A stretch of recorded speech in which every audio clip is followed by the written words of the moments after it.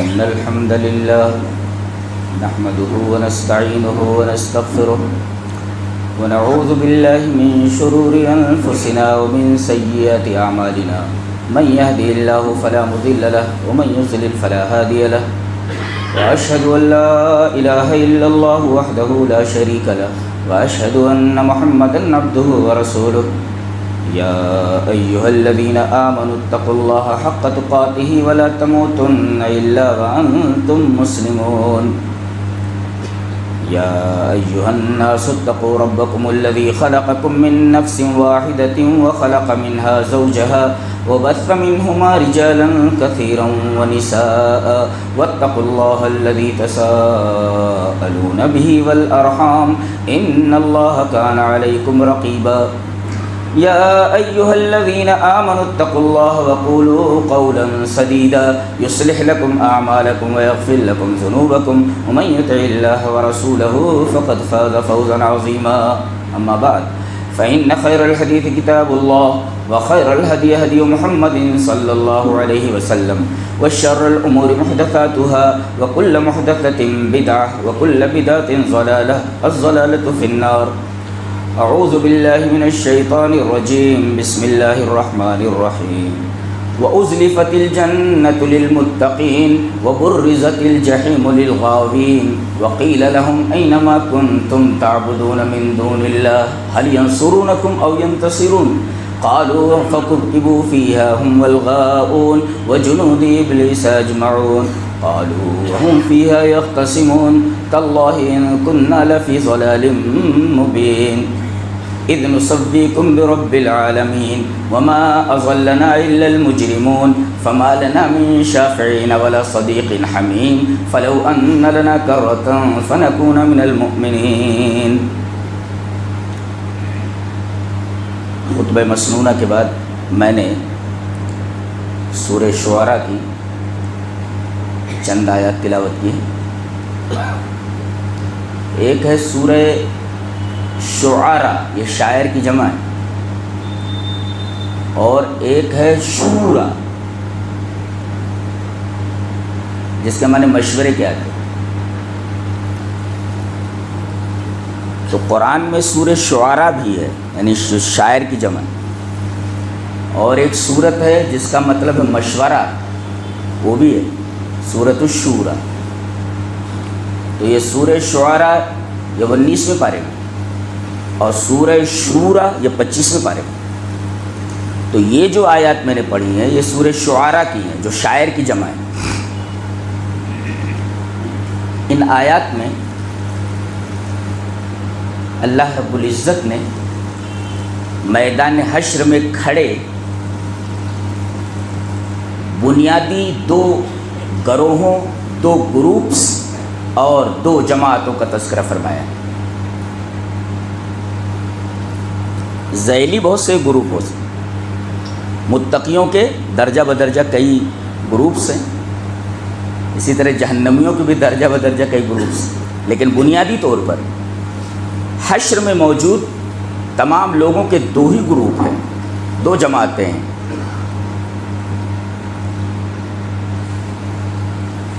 پڑھی گئی پہلی دو آیات کے اندر ان کا نام بتایا گیا ہے. ان دو جماعتوں کے نام کیا ہیں بتایا گیا. وَأُزْلِفَتِ الْجَنَّةُ لِلْمُتَّقِينَ، ایک گروہ تو متقیوں کا ہوگا، یہ متقی لوگ. وَبُرِّزَتِ الْجَحِيمُ لِلْغَاوِينَ، اور دوسرا جو گروہ ہوگا اس کا نام غاوی ہے، غاوی. ایک ہے متقون اور ایک ہے غاوون. یہ بنیادی طور پر حشر میں موجود تمام لوگوں کے دو گروہوں کا نام.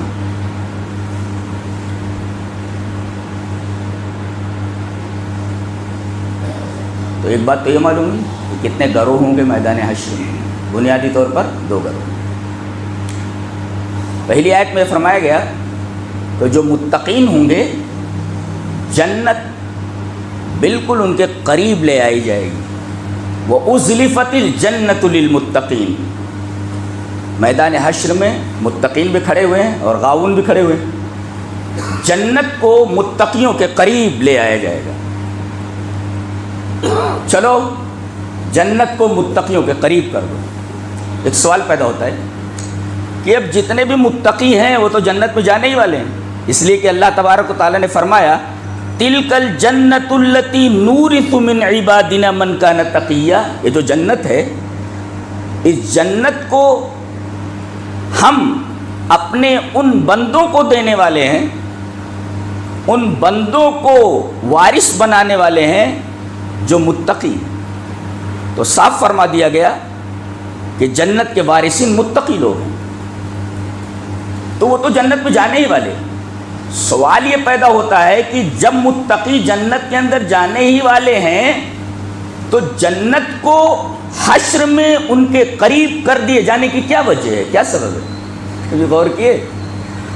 میں اس سوال کا جواب تلاش کرتے کرتے تھک گیا. اللہ رحم فرمائے شیخ ابن عثیمین رحمہ اللہ پر، انہوں نے اس سوال کا جواب اپنی تفسیر ابن عثیمین میں دیا ہے. جواب یہ ہے کہ میدان حشر کی ہولناکی، نفسی نفسی کا عالم ہوگا. ہر آدمی اپنے عملوں کے اعتبار سے پسینے میں ڈوبا ہوا ہوگا. گرمی کا ایک خوفناک عالم ہوگا. یہ تو بدنی تکلیف ہے. روحانی اور نفسانی تکلیف یہ ہے کہ پتہ نہیں ہمارے بارے میں کیا فیصلہ ہونے والا ہے. اعمال نامے بانٹے جانے کا اعلان کر دیا گیا ہے. اب دل اچھل کر حلقوم میں آ گیا ہے کہ یہ نامہ اعمال دائنے ہاتھ میں دیے جانے والے ہیں کہ بائیں ہاتھ میں دیے جانے والے ہیں. تو وہاں ایک خوف نہیں ہے، ایک ڈر نہیں ہے، مختلف قسم کے خوف ہیں، مختلف قسم کے ڈر ہیں. گویا پورا میدان حشر ہولناکیوں کا میدان ہے اور سارے لوگ ڈرے ہوئے ہوں گے.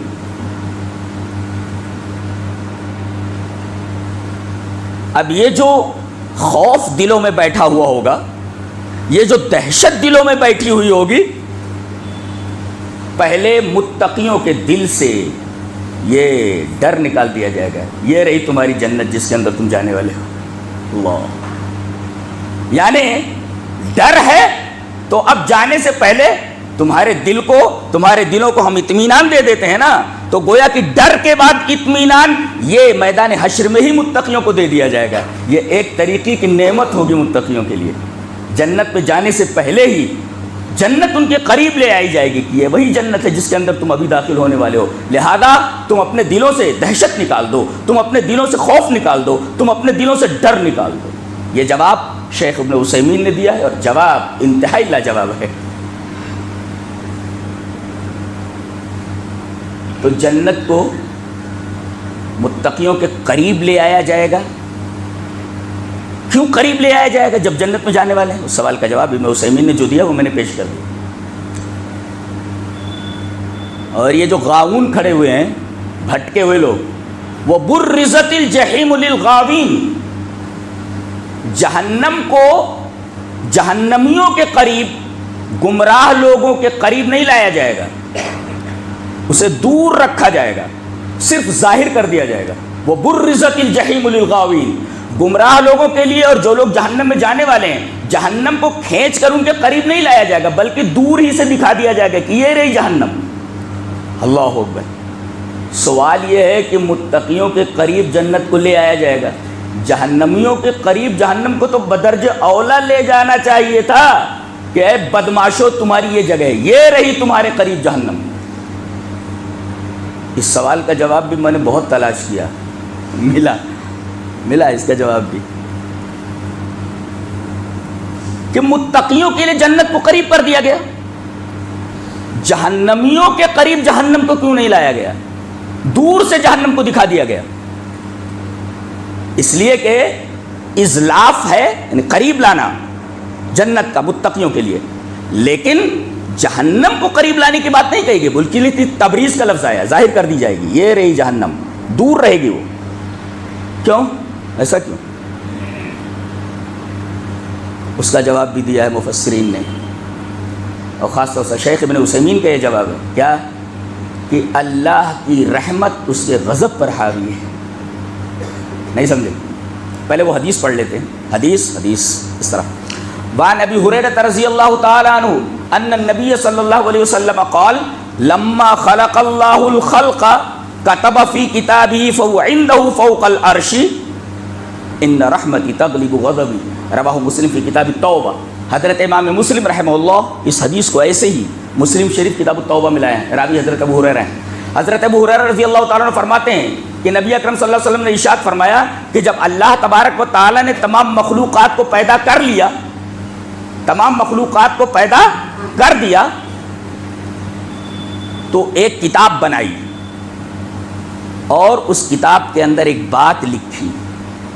تمام مخلوقات کو پیدا کر لیا، پھر ایک کتاب بنائی، کتاب کے اندر ایک بات لکھ لی، اور اس کتاب کو جس کے اندر وہ بات لکھی ہوئی ہے کہیں دور نہیں رکھا. فَهُوَ عِنْدَهُ فَوْقَ الْعَرْشِ، بالکل اسی کے پاس عرش کے اوپر ہے. اللہ عرش پر مستوی ہے اور عرش پر ہی اللہ کے بالکل پاس ہی وہ کتاب رکھی ہوئی ہے. ایک ہے عرش پر رکھا جانا، ایک ہے اس کتاب کا عرش پر رب کے قریب رکھے جانا. بہت فرق ہے دونوں میں، نہیں بہت فرق ہے. ایک ہے جنت میں چلے جانا اور ایک ہے جنت میں بالکل اللہ کے قریب رہنا، اللہ کے پڑوس میں رہنا. یہ دعا کس نے کی ہے معلوم ہے آپ کو؟ کہ اے اللہ مجھے جنت دینا تو جنت میں اپنا پڑوس دینا، تو میرا پڑوسی رہنا. اللہ، یہ حضرت آسیہ کی دعا ہے. حضرت آسیہ کی دعا ہے، آسیہ بنت مزاحم فرعون کی بیوی کا. ہماری مائیں اور بہن غور کریں کہ کتنی بلند پایا یہ عورت ہیں کہ انہوں نے رب سے جنت مانگی، اور صرف جنت نہیں مانگی بلکہ یہ کہا میرے رب جنت میں ایسی جگہ دے جو بالکل تیرے پڑوس میں ہو. کیسی دعائیں. ہم لوگوں کو جنت مانگنے کا، دعائیں مانگنے کا سلیقہ ہی نہیں ہے کہ مانگنا کیسے چاہیے. چلو ہم دعا کرتے ہیں اللہ تبارک تعالیٰ سے کہ اللہ ہم مانگ نہیں سکتے، بغیر مانگے ہوئے ہمیں سب کچھ دے دے، بغیر مانگے ہوئے دے دے. ہم کو مانگنے کا طریقہ نہیں آتا ہے. اللہ، تو اس کتاب کے اندر اللہ تبارک و تعالیٰ نے مخلوقات کو پیدا کیا، ایک کتاب بنائی، کتاب کے اندر ایک بات لکھی، اور اس کتاب کو فَهُوَ عِنْدَهُ فَوْقَ الْعَرْشِ، عرش کے اوپر بالکل اپنے پاس رکھا. اپنے پاس رکھا. اس کو کیا لکھا ہوا ہے؟ فرمایا ان رحمتی تغلب غضبی، میری رحمت میرے غضب پر حاوی ہے. میں جبار ہوں، قہار ہوں، منتقم ہوں، لیکن ان تمام صفتوں کے اوپر میری صفت رحمت حاوی ہے. تو ان رحمتی تغلب غضبی، میری رحمت میرے غضب پر حاوی ہے. تو اللہ کی رحمت دیکھو کہ جنت کو متقیوں کے قریب لے آیا گیا ہے، لیکن جہنم کو، جہنمیوں کو جب کیوں جانا ہے اس میں، جہنم کو اس سے دور رکھا گیا ہے. ڈالنا تو ہے ہی، لیکن ابھی سے ان کو زیادہ خوف زدہ مت کرو. یہ اللہ کی رحمت ہے جو اس کے غضب کے اوپر حال. کتنی بڑی بات ہے.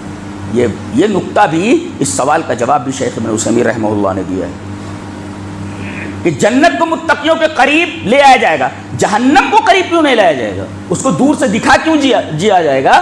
تبریز کیوں کی جائے گی؟ اس کا جواب یہ دیا گیا کہ ان رحمتی تغلب غضبی، اللہ تبارک و تعالیٰ کی رحمت اس کے غضب پر حاوی. ایک نقطہ ملا. آدمی کتنا بھی گنہگار ہو اللہ کی رحمت سے مایوس نہیں ہونا چاہیے. گنہگار کتنا بھی بڑا گناہ کرنے والا ہو، اس کے گناہ پہاڑوں جیسے ہوں، لیکن اللہ کی رحمت اس سے کہیں زیادہ وسیع ہے. گویا اگر گنہگار مایوس ہو جائے تو اس کا مطلب یہ ہوا کہ اس نے اللہ تبارک و تعالیٰ کی رحمت کو بہت چھوٹا سمجھا. یہ اللہ تبارک و تعالیٰ کی رحمت کی توہین ہے. لہذا کسی بھی گنہگار کو اگرچہ اس کے گناہ پہاڑوں کے برابر بھی ہو جائیں، کبھی بھی اللہ تبارک و تعالیٰ کی رحمت سے مایوس نہیں ہونا چاہیے.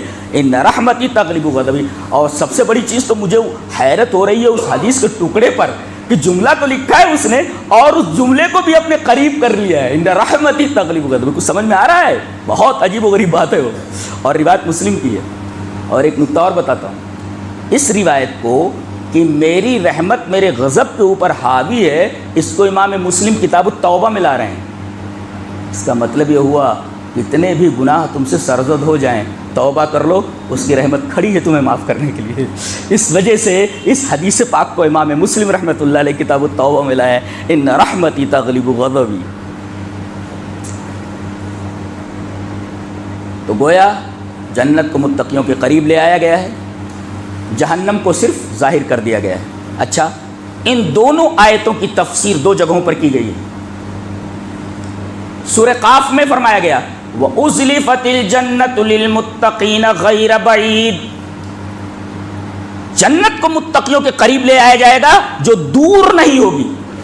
اب کہا جائے کوئی چیز دور نہیں ہے تو اس کا اپوزٹ کیا ہوگا؟ ارے بھائی دور نہیں ہے تو اس کا کیا مطلب ہوا؟ پاس ہی ہے نا۔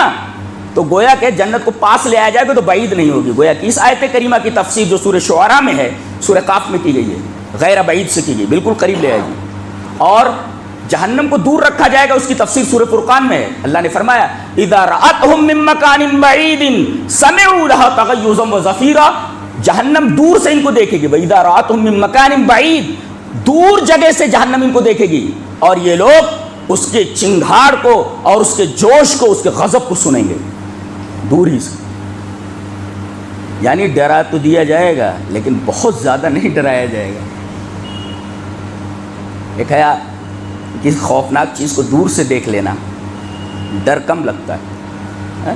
سانپ دور سے نظر آ جائے تو کم ڈر لگتا ہے، لیکن بالکل پاؤں کے پاس آ جائے تو بہت زیادہ ڈر جاتا ہے آدمی۔ دیکھ رہے ہیں آپ کتنی نفسیاتی عجیب و غریب کتاب ہے یہ، عجیب و غریب کتاب۔ میں تو ویسے قرآن حکیم کا چھوٹا سا طالب علم ہوں، میں جب آیات کریمہ پر غور کرتا ہوں تو مجھے بڑی حیرت ہوتی ہے کہ کلام کا یہ انداز بھی ہو سکتا ہے۔ اور سچ مچ عرش والا جو اتنی بلندی پر ہے، جو اکبر ہے، اس کا کلام بھی اکبر ہی ہے۔ اچھا، تو ایک متقون، یہ غاؤون کون ہے؟ غاؤون کا معنی کیا ہے وہ سمجھے آپ؟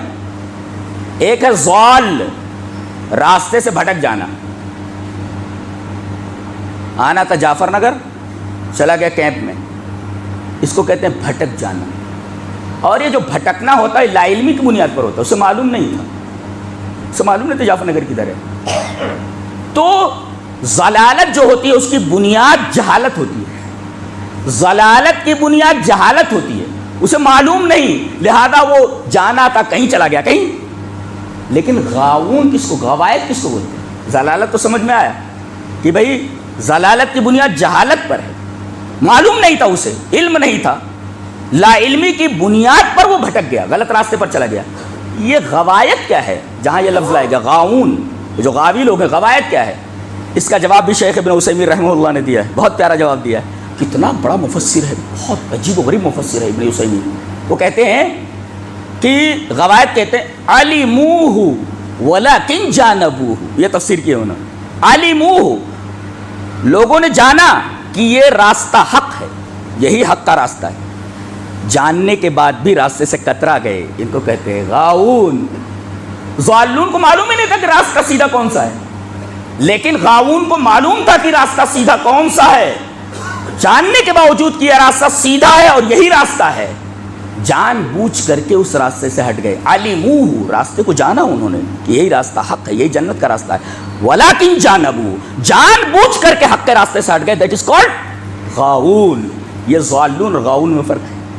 اللہ نے فرمایا یہ جان بوجھ کر راستے سے ہٹے ہیں نا، لہٰذا ان کو ایک طرف کھڑا کر دو متقیوں کے مقابلے میں، اور جہنم کو ان کے لیے ظاہر کرو۔ یہ ان دو آیات کی تفسیر ابھی ہوئی، ہلکی سی تفسیر ہے۔ وَأُزْلِفَتِ الْجَنَّةُ لِلْمُتَّقِينَ وَبُرِّزَتِ الْجَحِيمُ لِلْغَاوِينَ، کھڑے کر دیے گئے دونوں۔ اب آواز آ رہی ہے وَقِيلَ لَهُمْ أَيْنَ مَا كُنْتُمْ تَعْبُدُونَ مِن دُونِ اللَّهِ، اے سنو یہ گمراہ لوگ، یہ غاوی لوگ، کہاں ہیں تمہارے وہ معبود جن کی تم اللہ کے علاوہ عبادت کرتے تھے؟ اینما کنتم تعبدون من دون اللہ، اللہ کے علاوہ جن کی تم عبادت کرتے تھے کہاں ہیں؟ دکھائی دے رہے تم کو؟ خاموشی ہے، کوئی جواب نہیں۔ اب پھر کہا جا رہا ہے هل ينصرونکم او ينتصرون، کیا یہ تمہاری مدد کر سکتے ہیں؟ دنیا میں جن کی تم پوجا پاٹ کرتے رہے، جن کی تم عبادت کرتے رہے، جن کو تم حاجت روا مانتے رہے، جن کو تم مشکل کشا مانتے رہے، جن کے مزاروں کے اوپر تم چادریں چڑھاتے رہے.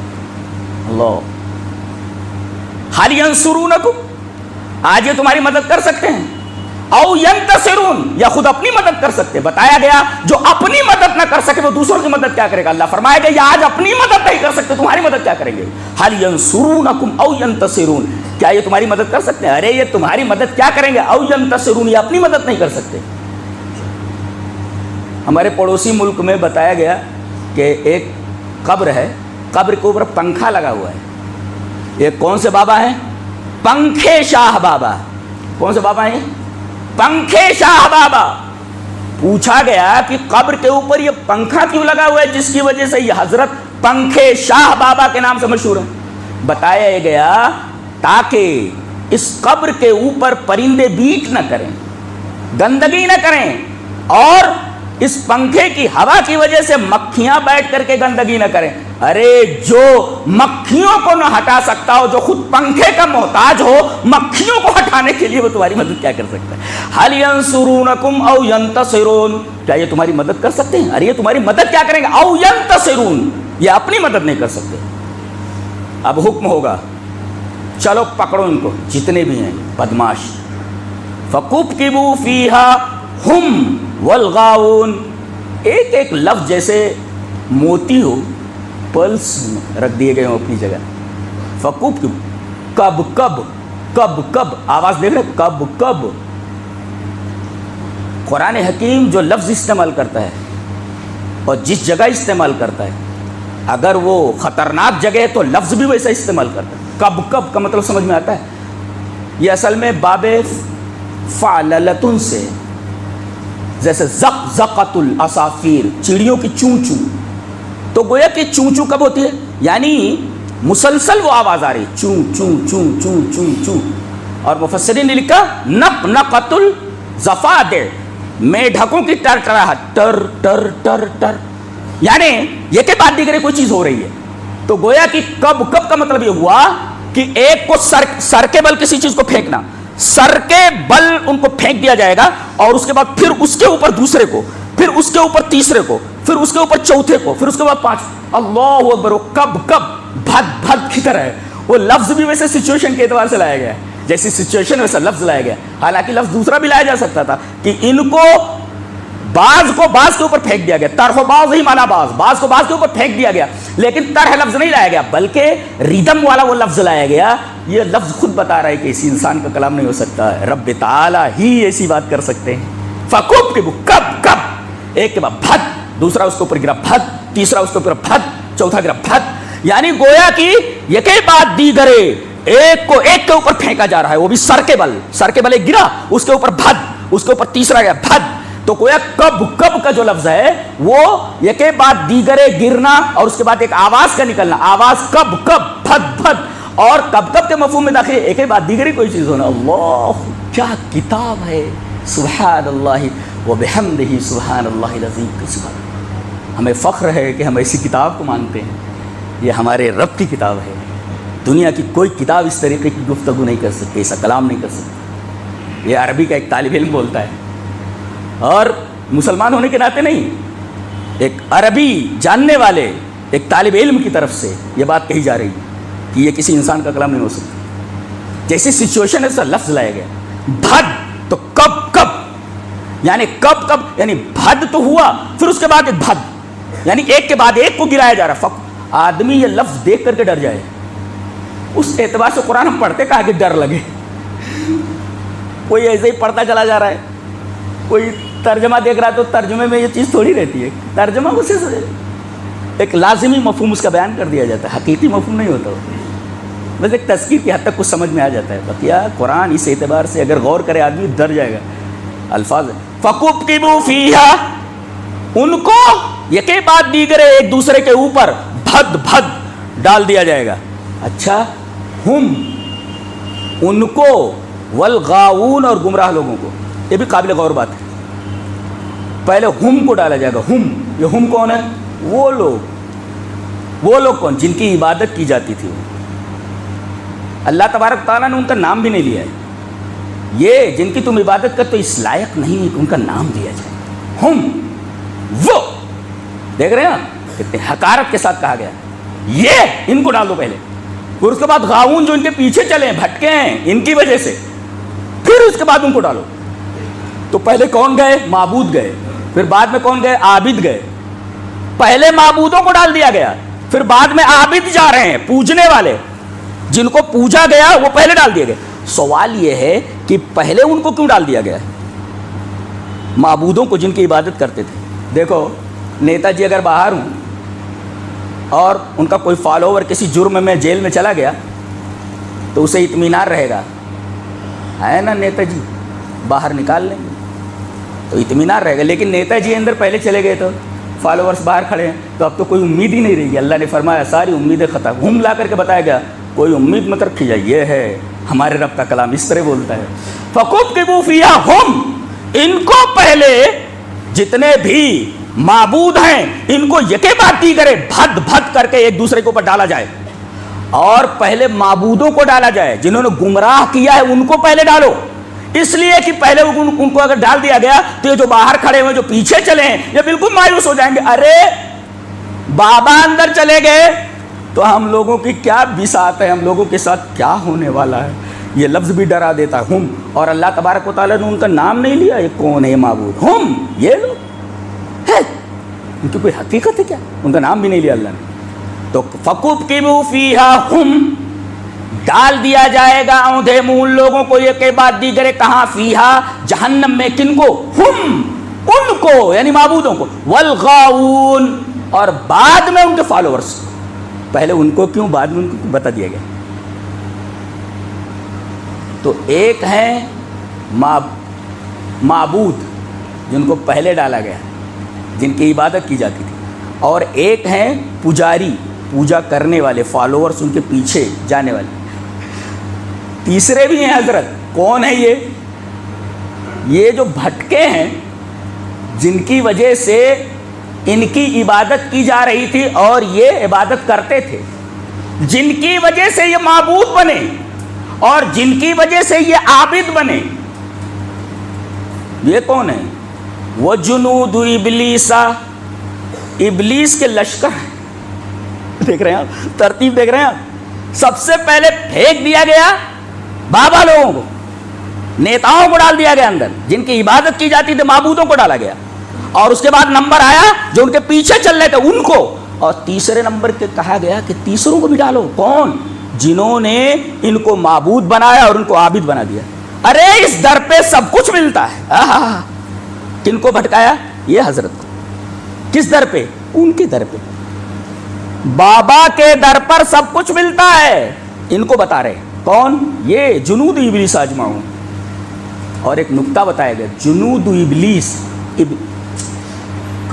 کیسے الفاظ لاتا. وہ جنود ابلیس کے لشکر, یعنی صرف ابلیس نہیں ہے بلکہ اس کے لشکر ہیں جو پھیلے ہوئے ہیں. اور لشکر کیا کرتا ہے؟ لڑتا ہے.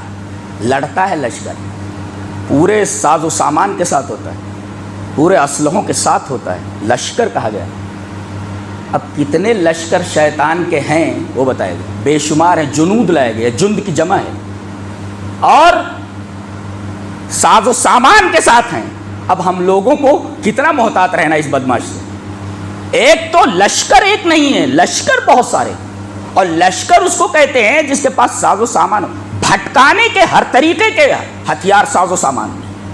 جنود فرمایا گیا کہ یہ جنود جو جمع لایا گیا ہے, ایک تو لشکر بہت سارے ہیں, اور یہ لشکر کیسے ہیں؟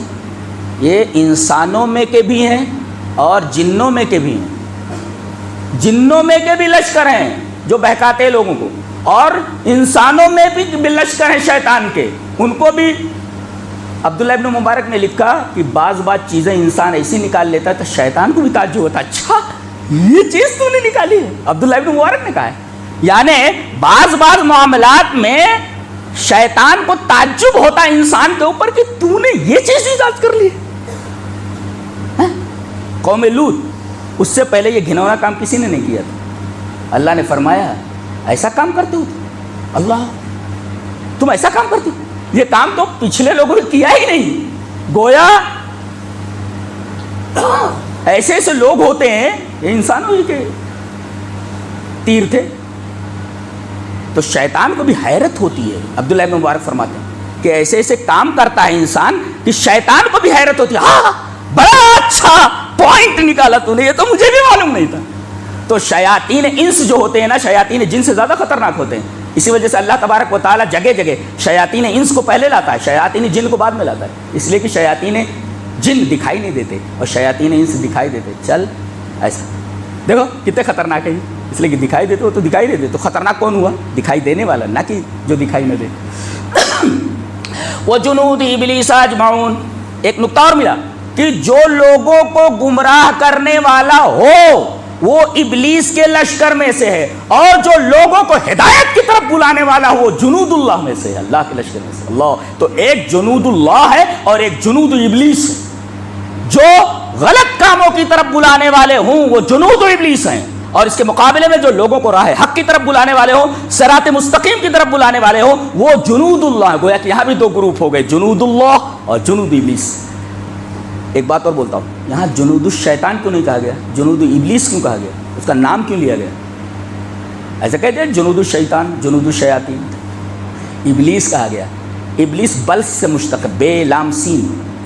اس کے جو ہتھیار ہیں وہ مارتا نہیں ہے، آپ کی منڈی کاٹ دے، آپ کے ہاتھ کاٹ دے، آپ کو مارے، ایسا نہیں کرتا. وہ اس کے ساز و سامان جو ہیں، اسلحے، وہ بہکانے کے اسلحے ہیں. آدمی کو دیکھتا ہے کہ کس انداز سے بہکے گئے، بس وہ اسلحہ وہاں پر ڈال دیتا ہے. یعنی گویا کہ گوبر کے اوپر سونے کا ملمہ کرتا ہے. یہ زبردستی نہیں کرتا ہے، بس یہ بری چیز کو اچھی کر کے بتاتا ہے اور اس کے لیے تمام ہنر استعمال کرتا ہے. اللہ، اسی وجہ سے نام لایا گیا اس کا، وہ جنود ابلیس لایا گیا، نہ کہ شیطان. وہ جنود ابلیس اجمعون، سارے کے سارے، چاہے وہ شیاطین انس ہو شیاطین جن. آگے جو تاکید لائی گئی اجمعون کی اسی وجہ سے. اب ڈال دیے گئے سب. فَكُبْكِبُوا فِيهَا هُمْ وَالْغَاوُونَ وَجُنُودُ إِبْلِيسَ أَجْمَعُونَ قَالُوا وَهُمْ فِيهَا يَخْتَصِمُونَ. اب جھگڑ رہے آپس میں. کون؟ یہ گمراہ ہونے والے، گمراہ کرنے والے، اور گمراہ ہونے کی وجہ سے جن کی پوجا پاٹ کی جا رہی تھی. یہ تینوں گروہ آپس میں جھگڑیں گے. اختصام. اختصام کا مطلب کیا ہوتا ہے؟ اپنی ذمہ داری دوسرے کے اوپر ڈال دینا. ارے تو نے کیا ہے، میں نے کہا کیا، تو نے کیا ہے، میں نے کہا کیا، تو نے کیا ہے. تو اس کو کہتے ہیں اختصام. اپنی ذمہ داری دوسرے کے سر پہ ڈال دینا. میں نے کہا کیا ہے، مجھے کیوں ملامت کر رہے ہو؟ میں نے تم کو زبردستی تھوڑی اس راستے پر لا کر کھڑا کیا تھا، میں نے تو صرف تم کو بہکایا تھا. تم آیا کیوں؟ تم کنویں میں کودے کیوں؟ تمہارے پاس عقل نہیں تھی. اب یہ جھگڑ رہے سب. قالوا وهم فيها يختصمون. اختصام کا مطلب اپنی ذمہ داری دوسرے کے اوپر ڈال دینا، کہ ہمیں ملامت مت کرو، اپنے آپ کو ملامت کرو. لوموا انفسکم. اس کی تشریح اگر آپ کو دیکھنی، ٹائم نہیں ہے، تشریح اگر آپ دیکھنی ہے تو سورہ ابراہیم میں دیکھیے، جہاں ساری ذمہ داری شیطان کے اوپر ڈالی جا رہی ہے. شیطان کہہ رہا ہے کہاں میرے اوپر ڈال رہے ہو، میں نے تمہارے اوپر زور زبردستی شروع کی. وما کان لی علیکم من سلطان. میں نے تمہارے اوپر سلطان میں نے زور زبردستی تھوڑی کی تھی. میں نے تم کو بلایا تو تم آ گئے. عقل نہیں تھی، اللہ نے عقل دی تھی. تو اب دیکھو، عقل کو خراب کرنے والا یہی، لیکن یہ کہہ رہا ہے اللہ نے تم کو عقل نہیں دی تھی. نکتہ یہ ملا کہ اللہ نے جو عقل دی ہے اس کو صحیح سے استعمال کرو. اس کے بارے میں پوچھا جائے گا. کیا؟ ان السمع والبصر والفؤاد. آنکھ، کان، عقل، سب کے بارے میں پوچھا جائے گا. عقل دی تھی سوچنے کے لیے، یہ نہیں بیل کی طرح، بھیڑ کی طرح کسی کے پیچھے چلے جاؤ. ایک بھیڑ جا رہی ہے، وہ ٹرین آ رہی ہے ادھر سے اور پٹری کے پیچھے پہنچ گئی. اب پیچھے والوں کو دیکھنا چاہیے نا، یہ کٹ جائے گی ہم لوگ بھی کٹ جائیں گے. چل لیں بھیڑ چال، چل جس کو بھیڑ چال بولتے ہیں. تو وہ جنود ابلیس اجمعون قالوا وهم فيها يختصمون. اب جھگڑ رہے، جھگڑنے کے بعد اعتراف کر لیتے. تاللہ ان كنا لفی ضلال مبین. اللہ کی قسم ہم کھلی گمراہی میں تھے. اعتراف کر لیا. اس کا مطلب یہ ہے کہ آدمی اپنی گمراہی کا اس وقت تک یقین نہیں کرتا اور اعتراف نہیں کرتا جب تک کہ کسی مصیبت سے دوچار نہ ہو جائے. اور سب سے بڑی مصیبت جہنم ہے، یہ اللہ کا غضب ہے، اور جنت یہ اللہ کی رحمت ہے. جنت اللہ کی رحمت اور جہنم اللہ کا غضب، اللہ کا غصہ. ایک ہے گمراہی اور ایک کھلی ہوئی گمراہی. یہ کھلی ہوئی گمراہی کیا ہے؟ ضلال مبین کہا گیا، صرف ضلال نہیں کہا گیا. تاللہ ان کنا لفی ضلال مبین. اللہ کی قسم ہم کھلی گمراہی میں تھے. یہ تو ایک گمراہی ہوتا ہے، گمراہ ہو جانا. ایک کھلی گمراہی. یہ کھلی گمراہی کیا ہوتا ہے؟ صاف صاف جو نظر آ جائے. کیا آگے بتایا گیا کھلی گمراہی کس کو کہتے ہیں؟ اذ نصدیکم برب العالمین. ہم جن کی عبادت کرتے ان کو ہم نے رب العالمین کے برابر کر دیا تھا. دیکھو برابر کرنا, اگر پانی لینا ہے تو ڈول اور رسی کا وسیلہ ضروری ہے, چھت پر چڑھنا ہے تو سیڑھی کا وسیلہ ضروری ہے. ارے بھئی یہ کس کی مثال دے رہے ہو؟ یہ مخلوق کی مثال ہے. تو خالق کو مخلوق کے برابر کیسے کر دے رہے ہو؟ فلا تضربوا للہ الامثال. اللہ عرش پر مستوی ہے تو عرش بڑا یا چھوٹا ہے؟ اگر عرش بڑا ہے اللہ چھوٹا ہے نعوذ باللہ, تو پھر اللہ اکبر نہیں رہا. اور اگر عرش چھوٹا ہے تو اللہ عرش پر نہیں ہوا. ابھی دیکھو یہ سب قیاسات ہیں. یہ خالق کو مخلوق کے برابر, ارے ایک نوکر ایک مالک کے برابر نہیں ہو سکتا ہے, غلام ایک آقا کے برابر نہیں ہو سکتا, تو خالق مخلوق کے برابر کیسے ہو سکتا ہے؟ اور ہم لوگ یہی کرتے تھے, اذ نسویکم برب العالمین, ہم رب العالمین کے برابر کر دے رہے تھے ان کو. جیسے اللہ سنتا ہے بابا بھی سنتے ہیں, اللہ جیسے مشکل کشا ہے یہ قبر والا بھی سنتا ہے, تو اللہ کے برابر کر دینا ہوا. یہ برابری طاعت کے اندر تابعداری میں, یہ جو ہے برابری یہ اطاعت میں, یہ برابری عبادت میں, یہ برابری محبت میں. جیسے اللہ سے محبت ایسے ان سے محبت, جیسے اللہ کی اطاعت ایسے ان کی اطاعت, جیسے اللہ کے بارے میں عقیدہ ویسے ان کا عقیدہ. یہی تو شرک ہے. اذ نسویکم برب العالمین, سب سے بڑی گمراہی ہے کہ گمراہی, اور سب سے بڑی گمراہی ہے کوئی اگر کہے کہ خالق اور اس طریقے کی مثالیں دے تو کہہ دینا کہ تم رب العالمین کے برابر کر رہے ہو. یہ تو گمراہی نہیں, کھلی ہوئی گمراہی ہے. ضلال مبین. اذ نسویکم برب العالمین. اب تین اعترافات ہوئے. ایک اعتراف تو ہم کھلی ہوئی گمراہی میں تھے, یہ اعتراف کہ ہم نے رب العالمین کے برابر کر دیا دوسروں کو. اب تیسرا اعتراف, وما اضلنا الا المجرمون, ہمیں گمراہ کر دیا مجرموں نے. یہ گمراہ کرنے والی ہے تیسرا گروپ ہے جو میں نے بتایا نا. ایک ہے عبادت کی جا رہی ہے جن کی, ایک ہے عبادت کرنے والے, ایک ہے ان کو عبادت پر لگانے والے. وہ مجرم کا, مجرم کس کو بولتے ہیں؟ ایک آدمی ہے وہ کسی کو قتل کرتا ہے, مجرم ہے وہ, لیکن اس آدمی کو ایک آدمی نے پکڑ لیا ہے, پکڑے ہوئے ہے, اور دوسرا آدمی اس کو قتل کر رہا ہے. دونوں مجرم ہیں. بلکہ یہ کہو کہ جس نے پکڑا ہے یہ بہت بڑا مجرم ہے, اس سے بڑا مجرم ہے. اگر یہ پکڑتا نہیں تو بھاگ جاتا. ہاں تو یہ دونوں مجرم ہیں, اور یہ دونوں جرم ہیں, پکڑنا بھی اور مارنا بھی. اسی وجہ سے دنیاوی قانون بھی کہتا ہے کہ جس نے پکڑا اس کو بھی اندر ڈالو, اور جس نے قتل کیا اس کو بھی اندر ڈالو. تو وما اضلنا الا, ایک ایک لفظ بڑا عجیب و غریب ہے. وما اضلنا الا المجرمون, گمراہ کرنے والے کون؟ صرف اور صرف مجرم. یہ مجرم, انہوں نے ہم کو پکڑا, سمجھایا, اس وجہ سے ہم گمراہ. تو گمراہ یہ ہو شیطان جن, یہ جن کو گمراہ کیا یہ تو اور بڑا مجرم ہے. گمراہ کیسے ہوا؟ اللہ نے عقل نہیں دی تھی. وما اضلنا الا المجرمون. اب دیکھیں گے کوئی سفارشی ہے دنیا میں؟ تو بہت سارے سفارشی ہیں. چلو بلا لو بھائی, الٹی پلٹی سفارش کر دو, چاہے حق ہو چاہے باطل ہو. کبھی بھی ناحق کی سفارش نہیں کرنا, اور حق کی تائید ہمیشہ کرتے رہنا. جی ہم لوگ نمازوں میں اگلی صف میں رہیں گے, روزہ کبھی نہیں چھوڑیں گے, توفیق دے گا اللہ تو حج بھی کر کے آئیں گے. لیکن کتنی بڑی بڑی عبادتیں آپ چھوڑ دیتے ہیں کہ کوئی مسلمان کسی مصیبت میں ہے, آپ اس کی مصیبت دور کر دیں. اللہ کے رسول نے فرمایا کوئی دنیا میں کسی کی مصیبت دور کر دے تو اللہ حشر میں اس کی مصیبت دور کر دے. اتنی بڑی نیکیاں ہم لوگ کہاں لے رہے ہیں؟ وہ ایک روٹین ہے, چل رہے ہیں بیچارے ہم لوگ بیل کی طرح. بہت ساری چیزیں اور بھی.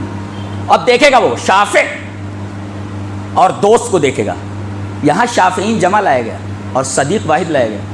دوست کے بارے میں ایک صدیق واحد ہے, اصدقاء نہیں لایا گیا. شافعین شافع کی جمع یہاں بتایا گیا. کثرت الشفعاء, یعنی سفارش کرنے والے بہت مل جاتے ہیں. اے آپ بھی آ جاؤ, آپ بھی آ جاؤ, آپ بھی آ جائے, ذرا تھوڑا بول دیجئے میری طرف سے, تو سفارش کرنے والے بہت سے مل جائیں گے. اس وجہ سے صافعین کو جمع لایا گیا کہ سفارش کرنے والے بہت مل جاتے ہیں. ولا صدیق حمیم, دوست کو ایک لایا گیا, دوست بہت کم ملتے ہیں, اسی وجہ سے واحد لایا گیا. فرمایا گیا یہاں شافع بھی نہیں ہے کوئی اور کوئی دوست بھی نہیں ہے, اور وہ بھی ہر دوست دوستی کے لائق نہیں ہوتا. حمیم آگے لایا گیا, ولا صدیق حمیم, پکا دوست, خالص دوست. کیا کتاب ہے اللہ, ایک ایک لفظ حیرت زدہ کر دینے والا ہے, ڈرا دینے والا ہے. کوئی سفارش کرنے والا نہیں, حالانکہ سفارش کرنے والے بہت ہوتے ہیں. ولا صدیق حمیم, دوست تو بہت ہوتے ہیں. ولا حمیم, ایک تو دوستوں کی کمی ہے, اور دوست مل جائے تو حمیم بھی نہیں ہوتے. کہ آپ کی مصیبت میں کام آ سکے. دوستی کائے کی دوستی ایسی؟ دوستی کا دم بھرتے ہو صدیق لیکن حمیم نہیں ہو تم. اللہ نے فرمایا دوست وہاں ہوں گے تو دوست تو کام آتا ہی ہے, لیکن زیادہ کام کون آتا ہے؟ جو خالص دوست ہو. تو اگر خالص دوست بھی ہوگا وہ بھی کام نہیں آئے گا. سفارش کرنے والے آپ کی سفارش کے لیے نہیں آئیں گے. کوئی گہرا دوست ہوگا, گہرا دوست بھی آپ کے کام نہیں آئے گا. پھر تمنا کریں گے فلو ان لنا کرۃ فنکون من المؤمنین. یہ جملہ بہت قابل غور ہے. کاش ایک بار دنیا میں ہمیں لوٹا دیا جاتا تو ایمان والے بن جاتے, توحید والے بن جاتے. توحید کی قدر کرو. اللہ اکبر. تیسرے پارے کے آخر میں فرمایا گیا ملول اور ذہبا. اگر ایمان کو اور توحید کو پوری دنیا بھر کا سونا دے کر بھی حاصل کرنا چاہو نہیں حاصل کر سکتے. قیامت کے دن بولے گا آدمی دنیا بھر کا سونا اللہ فرما رہا ہے اگر یہ دے دیں تو ایمان نہیں ملنے والا. تو گویا کہ ایمان کی اور توحید کی قدر و قیمت قرآن نے کیا سمجھائی ہے؟ زمین بھر کا سونا اور اسی کے مثل اور دے دیا جائے تب بھی ایمان کی دولت تمہیں نہیں مل سکتی. یہ ہے ایمان کی قدر و قیمت جو ہم اور آپ کو مل گئی ہے, فری میں مل گئی ہے. اس کی قدر کیجیے. اور خاص طور سے توحید. سبھی اپنے آپ کو ایمان والا کہتے ہیں لیکن ان کے پاس ایمان نہیں ہے. اگر توحید نہیں ہے تو ایمان نہیں ان کے پاس. اس لیے کہ ایمانیات کی بنیاد, ایمانیت کی اساس توحید ہے. اور وہ اس توحید خالص, جیسے صدیق حمیم, توحید کا دعویٰ سبھی کرتے ہیں لیکن توحید خالص بہت کم لوگوں کے پاس ہے. اللہ ہمیں نیک عمل اور اچھی سمجھ کی توفیق عطا فرمائے. وآخر